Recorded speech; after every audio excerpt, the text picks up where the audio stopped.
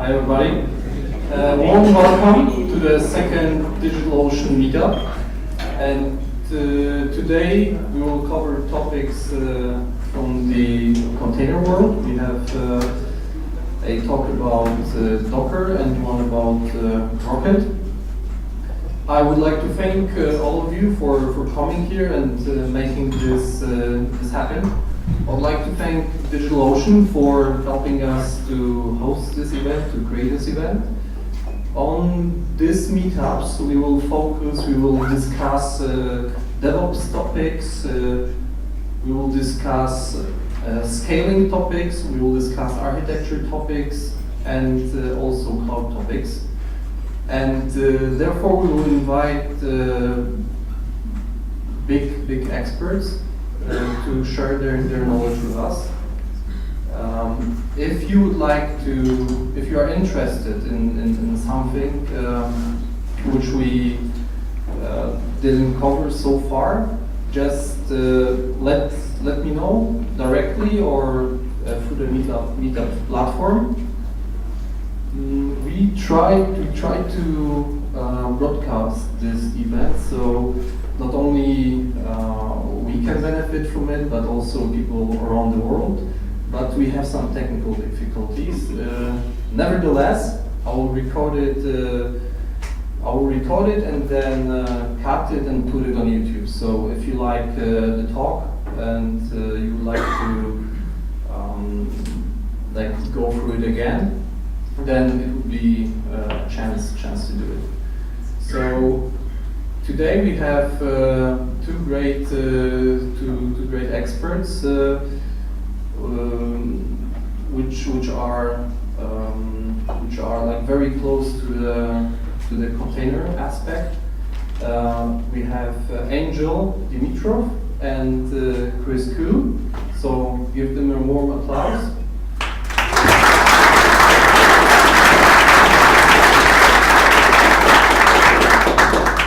Chris will be the first speaker today, and he will cover Rocket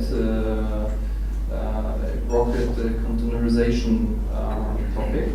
And we agreed that we will do a series about Rocket. He will today cover some basics, and on the next meetup he will do a more advanced topic. So, Chris, the stage is yours. Hi, my name's Chris. Oh yeah, it actually says that. Yeah, so today we're going to talk about Rocket, and but first let's talk about me. So yeah, my name's Chris Kühl. Even though I have the umlauts, I'm actually not German. I'm American. My wife gave me those. And so I'm a managing director and software engineer at Kinvolk. We work with CoreOS to develop a rocket, and we work with a company called Endless Mobile, which some of you may know, which uses GNOME technologies to make affordable computers for the developing world. And so, but nowadays I find myself doing more of the managing and directing part, and hence the second line, which says I'm one of the less active rocket developers. Some of the others on our team are very active, and of course, a lot of the CoreOS rocket developers are in Berlin now too. So what a lot of people don't know is that actually a lot of the rocket development has happened here in Berlin. I'm also a former GNOME maintainer, so if you open up the GNOME system monitor, you'll probably see my name in the about box. Yeah, that's how kind of I got started with open source stuff. So before we get talking about Rocket, I would like to plug one project we're working on, and that is systemd-conf. It's happening here in Berlin. It's going to be the second annual one.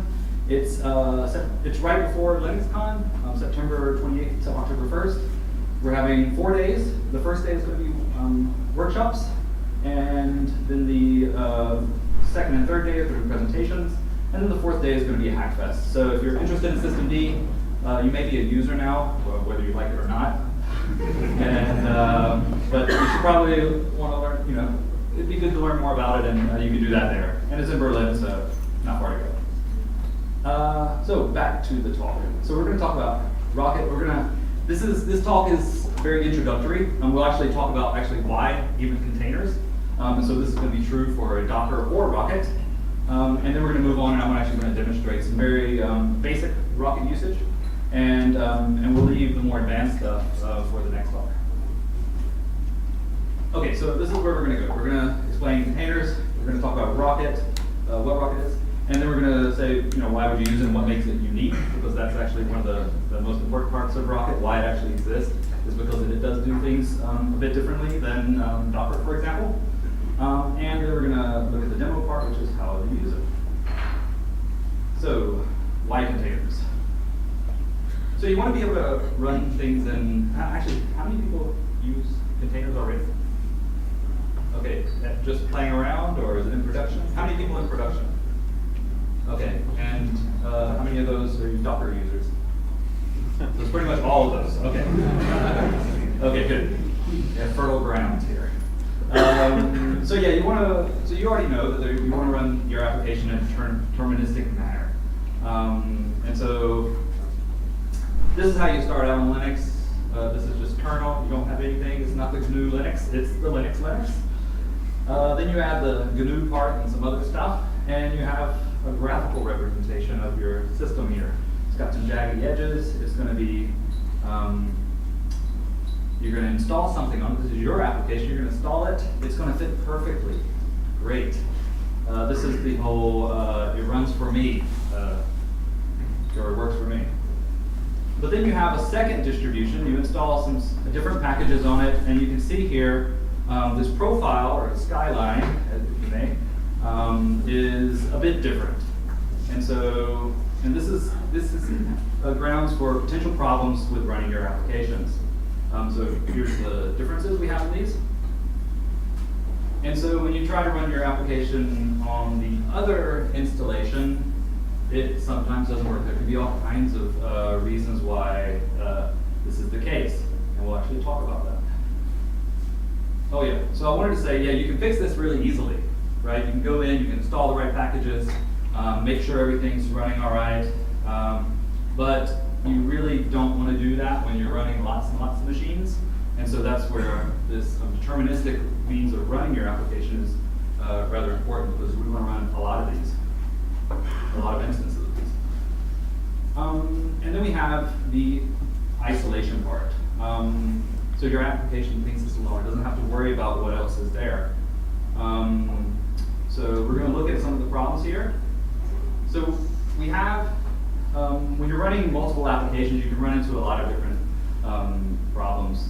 Differences and conflicting runtime requirements. I think everybody has had the problem where you try to install something, it requires a different version of a library, but hold on, you can't install that because then you have to, it conflicts with another one, and that other application you're running actually needs that. And so this is one of the situations that containers are really good for fixing. And then you have the main ones are these, well, then you have the potential for colliding. You may need, ports or whatever. It could be all kinds of things, libraries, dependencies. But then you have the security thing. Now, I think everybody's going to know that containers are not for security, but they can definitely be a part of the security.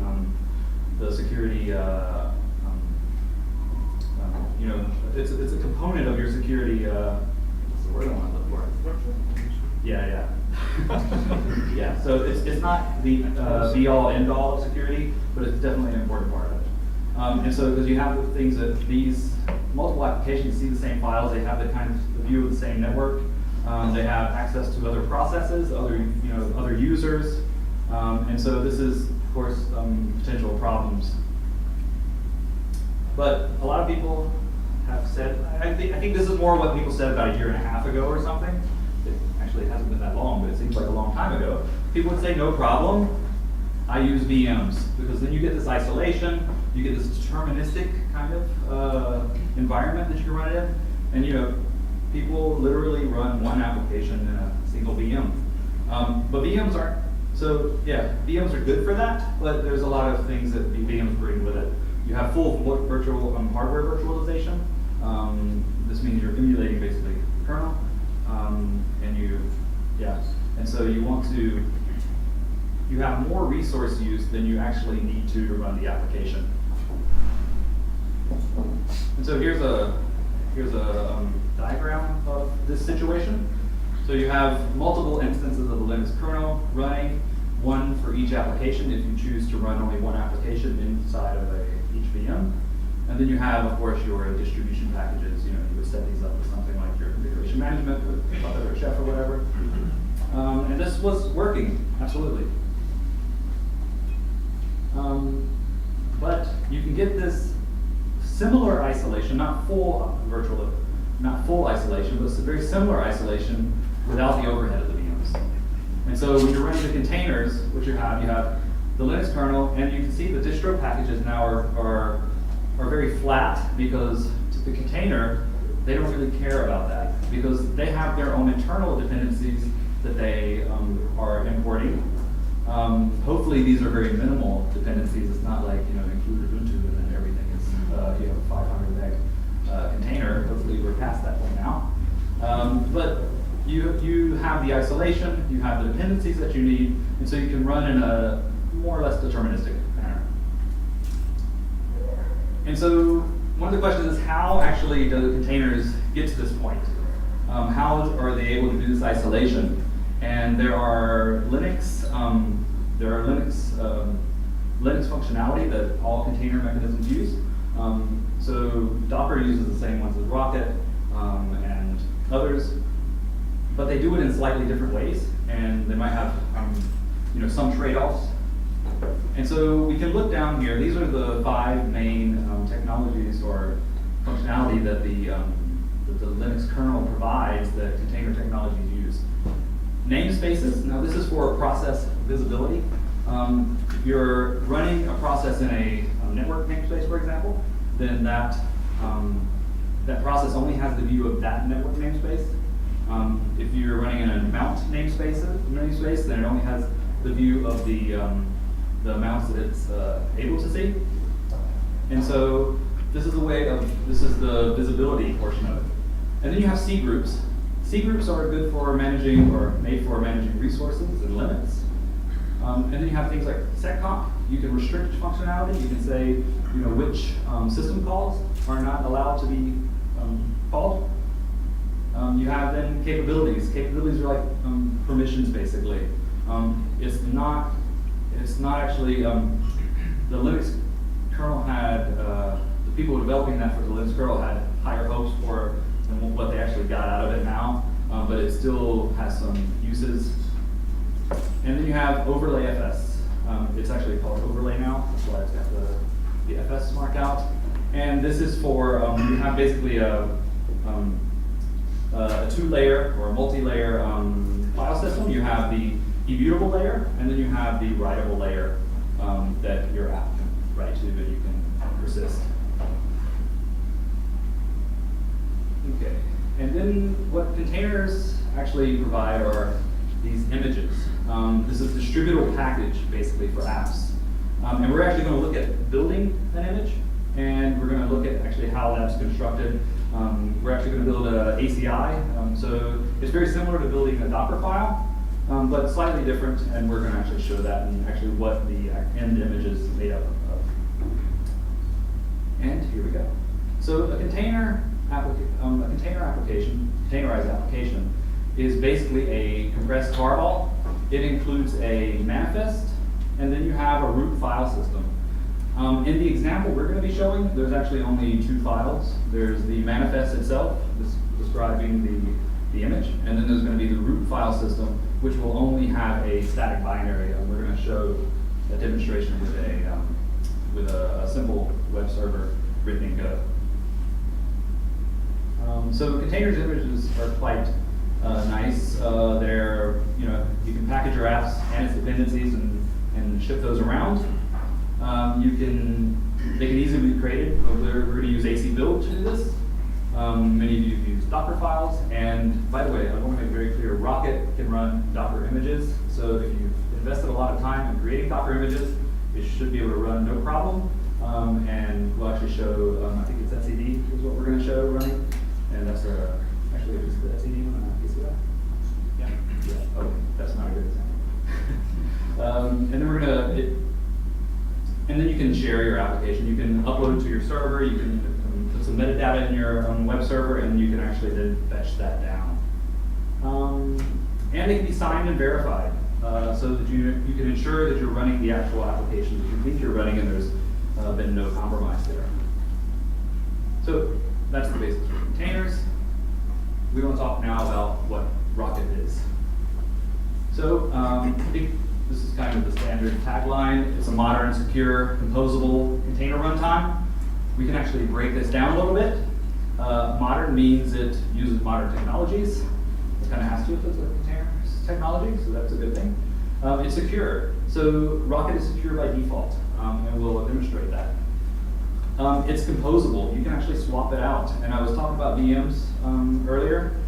You can actually run your application as a container application, or run it as a container, or you can run it actually with the hardware virtualization using KVM. And it's super easy to do, and you don't really need to do any more work to do it.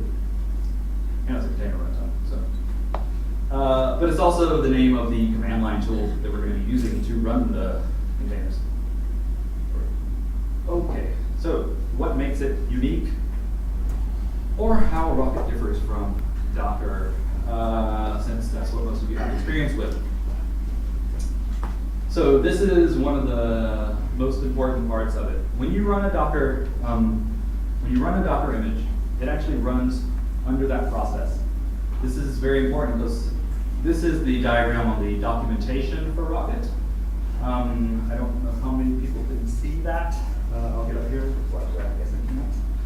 On the left, you have on all these systems. We're assuming that you're running system D, which is your init system. So that's going to be the parent of every process.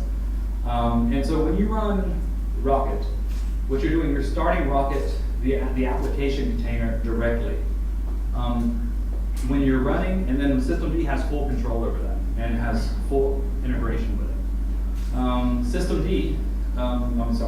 Docker, however, when you run the Docker run, it actually sends an API call to the Docker engine, and then that is in charge of running it. So you have this layer between the init system, whose actually job it is to run processes and manage them. And so you have a process manager under your process manager, and if your Docker engine daemon dies, then all your containers come down. In the Rocket model, if system D goes down, then your application will die. However, you have a lot of other problems if that happens. So, yeah. Now, what I was just referring to is actually Docker 1 before 1.11. If you are now using 1.11 or better, actually I think it's still 1.11, right? Then when you run Docker, it actually sends an API call to another daemon, when you run Docker run, it sends an API call to the Docker engine, and then the Docker engine sends an API call to container D, which runs then calls run C, which is an application, which it runs directly, no API call there. And then the application is in charge of setting up the container and then running it.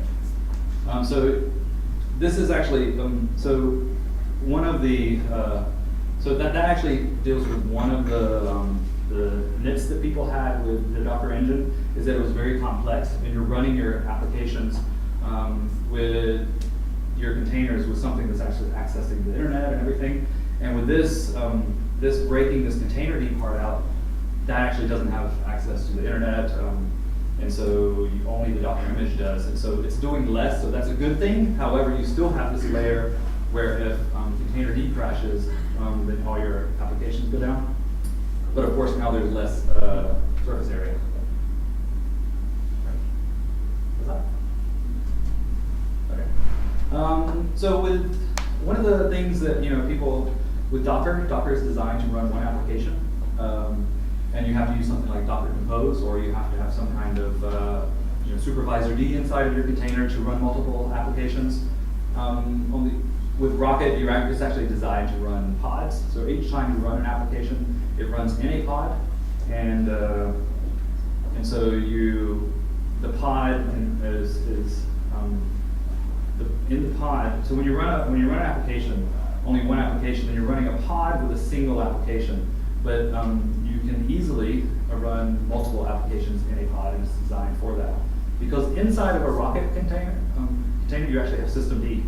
So sometimes you're running systemd inside of systemd, and systemd is really good at managing multiple applications. It's secure by default, so you explicitly have to opt out of everything. And we're going to be doing that in our demo. If I can get to it, I gotta get through this. It's composable. I mentioned that a second ago. You can swap out the runtime environment, and that's part of this one here. You can easily run apps with hardware virtualization, KVM. You can also run applications without any virtualization, and that's called Rocket Fly, and that's sometimes good to do because you can use the packaging mechanism for container images, but sometimes you need to run a privileged application outside of all the container restrictions. There's other things. Okay, so now we're going to get to the demo. I have a bit of a problem here, but I think we figured it out. Is that kind of okay? Maybe change it to black over white or something. Oh gosh, yeah. Let's see, this one. Is better? Yeah, that's better. People like that better? Okay, so the first thing we're going to look at is the web app. I'm just going to cap this. How many people are familiar with Go? Okay, do you actually write Go for your job? Yeah, okay. My sound probably uses it quite a bit. Yeah, so Rocket's written in Go, Docker's written in Go, so it's, it's the go-to language for this, I guess. Okay, so what you have here, you have a very simple, you have your imports, and then you have the next thing is a function. That's the function that's going to be basically writing our web page. It's just this hello Rocket user. And then down here we have our main, which just listens on port 990. Yeah, so I've already built that, so I don't have any oops, yeah, I built that already. So we're going to run that outside of a container so we can actually see that it actually works. So what we're going to do is we're going to actually, yeah, so I have a script here. It is called build ACI, and we'll walk through this. This is very similar to a Docker file. However, the key difference here is that it's basically commands that are being called. And so you can just put this in a bash script or whatever kind of script you want to write. And so you'll see at the top, after all the bashy stuff, we have AC build begin. You can ignore the debug stuff. I just put that there to output useful information in case there's problems. And so AC build begin, it sets up the environment to start building the application, and actually the environment is simply, you have like a dot file basically. It just creates an empty dot file with current ACI, which we'll look at in a second. And then you have a AC debug set name. You're setting the name of the application. You're then copying over the binary that we just created. It's a static binary, so we don't have to copy over anything else. We're just copying the root directory. We're setting it to be the default exec application. And then we're setting up the port so that it's actually listening on 990. And then we're writing the ACI, and then I have commented out the end, because if we don't comment that out, we can't look at the inside of the builder, the directory that's being used for the building. So we want to run this.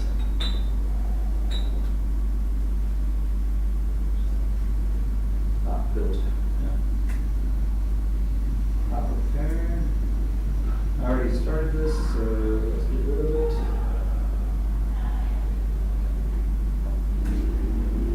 Okay. And so you can see here it did all the stuff it's supposed to do, and what we're left with in the end is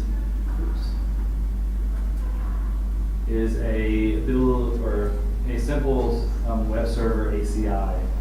And if we want to look at actually what's inside of here, we can untar it, and we can see that we have our root file system, and then the web server, and then we have a manifest.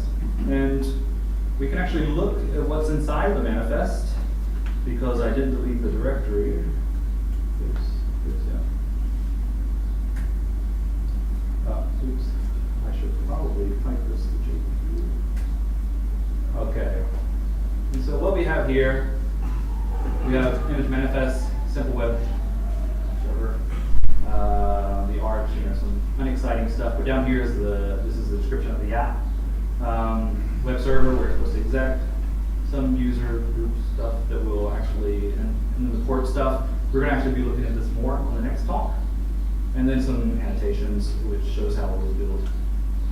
So it's very, very simple. And what we're going to do now, though, we're going to actually run this. I'm going to run it. I had a bit of a problem with this. Oops.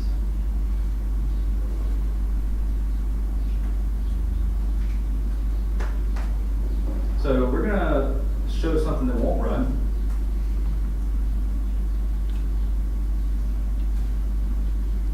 So here we go. Using image from local storage, using image.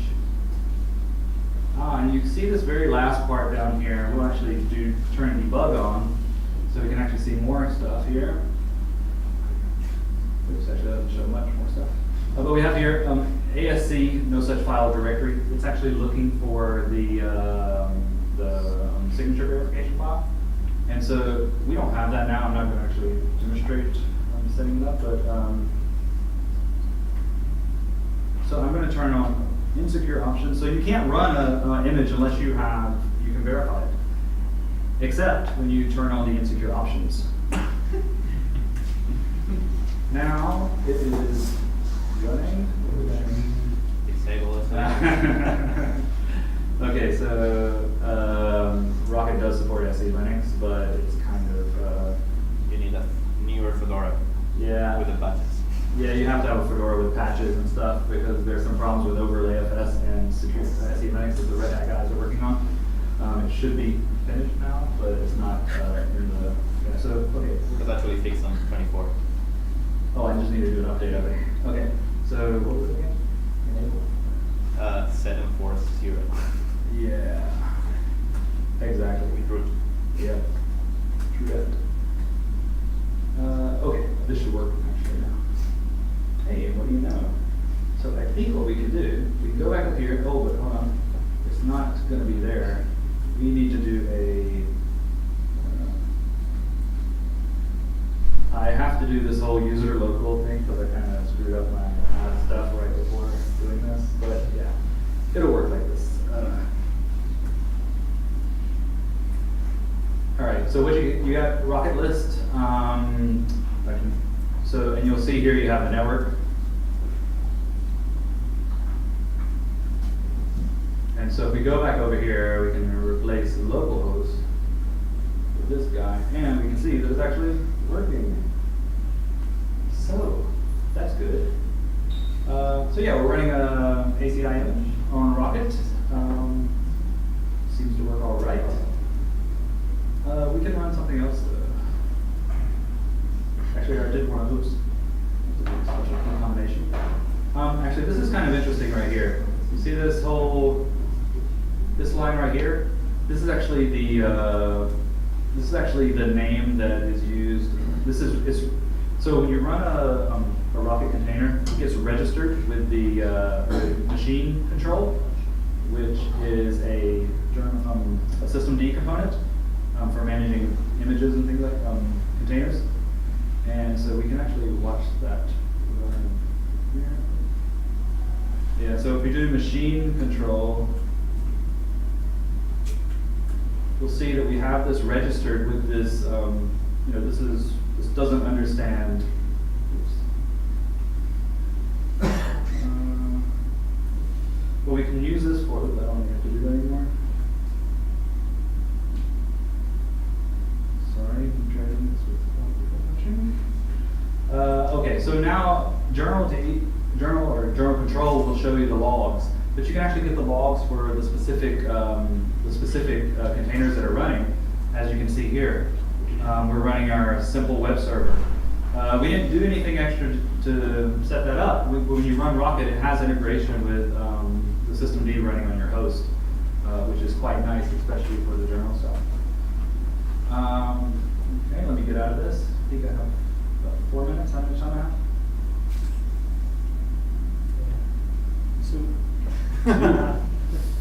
All right. So I have to pick and choose here. Well, I got through most of that, but I do want to show you actually how do you distribute images with Rocket.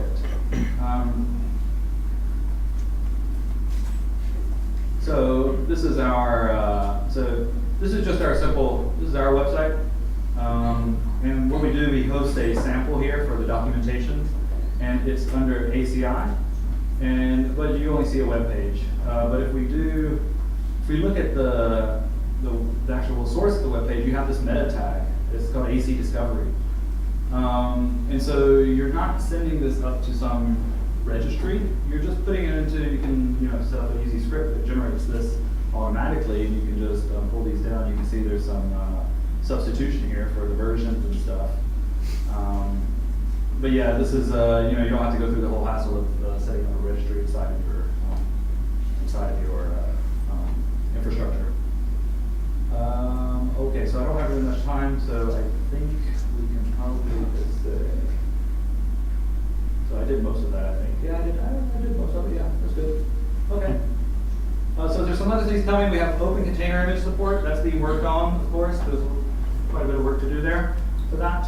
But the nice thing about the open container image source, there will hopefully be a single image, and you don't have to worry about Docker or ACI. It's just hopefully the OCI that you can use in the future. Full-fledged Rocket support for Kubernetes is being worked on intensively by the CoreOS guys. And we have new stage, there's possibilities for adding new stage 1 images, You can even do OS X and Microsoft with quite a bit of work around the edges. But there's actually a pull request for the QGNU stuff. IPv6 support in CNI. CNI is the networking plugin. And I'll be demonstrating that a little bit more next time. And the per app setcomp settings. So right now it's like the runtime sets it, but you can't really set your own. And so there'll be per app settings for that too. So more restriction, more security. And there's a lot more. You can go to issues. Yeah, that's it for now. Thanks.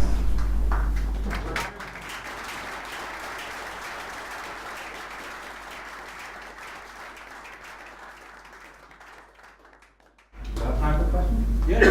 Okay. Does Docker depend on systemd right now? Does Docker depend on systemd? No. Not at all. And actually, Rocket, you can run Rocket without running on a system with systemd, but the default the stage 1 image, which is basically sets up the runtime environment, that does use systemd. But you can run it on a system without it. Although there's not really that many systems left without it. So. Thanks. Talk, thanks. As I understand, you run systemd inside the containers to manage the processes. Yeah. How do you, or can you, run shell, exec shells inside that container? Actually, I'm going to call up Iago, my colleague here, because he can answer anything about the systemd stuff. What do you mean by shells? So, for example, you have a running container and you want to run a bash shell inside the container. Yeah, so there's a thing called Rocket Enter, and if your container has a shell inside, you can just run it like the shell binary. I mean. Yeah, that's And actually. if not, there's ways to do it, but it's a bit more complicated. So basically, enters the namespaces of the container and then executes whatever you want. It could be a shell, it could be the agnostic command or whatever. That's through systemd. Sorry? That's with systemd, or is that just another process just randomly running? No, that's on the host you can have anything. It will have the systemd inside a container, but that you shouldn't be concerned about that. So you can just run it. And one quick question, does it take both loop devices and it runs? Sorry, can you repeat that? Does it take both the loop devices? Docker kind of takes both loop 0, dev loop 0 and dev loop 1. If you want to then go and like mount a bootback device, you have to either add more boot devices or shut down the Docker daemon. So we don't have a device mapper storage driver, so we don't take any loop devices.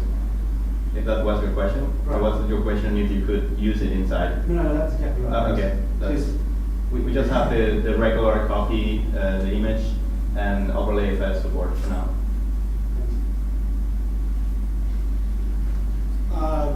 I had a question that you mentioned that Rocket got systemd in containers, and Docker it got both systemd and additional daemon. What's the reason for the Docker to have this additional daemon, or they don't use the functionality of systemd, they use it just to start to start this daemon? So what's the reason for the Docker to got this additional daemon? What benefits does it give to them? Okay, he's asking about, I think we're asking about like the dependencies of Docker systemd kind of, and why does it? So in this diagram, actually, Docker has nothing to do with systemd except that it's a process on a system that has systemd as its init system. And so what we're saying with Rocket is that when you execute it, then systemd is responsible for running that. With Docker, they have another daemon that actually manages the containers that it's running, and so you have this additional layer. Now that has some advantages. For example, like if you're running on OS X, you have this what is it, boot to Docker or something. And since we already have an API call that you're making, you can easily do this to the the boot to Docker VM, and everything is then running inside the VM as far as the container management. That'd be a little harder to implement with Rocket. But yeah, is that right? Yeah. Okay, thanks. Okay. Are there any other questions? Okay, cool. So thank you very much, Chris. It was a very interesting talk.